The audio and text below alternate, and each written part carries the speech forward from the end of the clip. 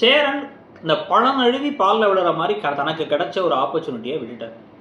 விட்டதுக்கப்புறம் என்ன பண்ணார் அப்படின்னு வந்து பார்த்தீங்கன்னா, இப்போ தேவையில்லாத ஒரு வேலை ஒன்றா செஞ்சுக்கிட்டு இருக்காரு. இப்போ என்ன அப்படின்னா வந்து என்ன இருந்தாலும் எங்கே இருந்தாலும் சந்தோஷமாக இருக்கட்டும் கார்த்திகா அப்படின்னு விலகி விலகி வச்சுட்டு இப்போ வந்து புலம்பி அழுது எல்லாத்தையும் பண்ணிக்கிட்டு இருக்காரு. இந்த சமயத்துலாம் வந்து பார்த்தீங்க அப்படின்னா வந்து கார்த்திகா கிளம்பி நேராக வீட்டுக்கே வராங்க.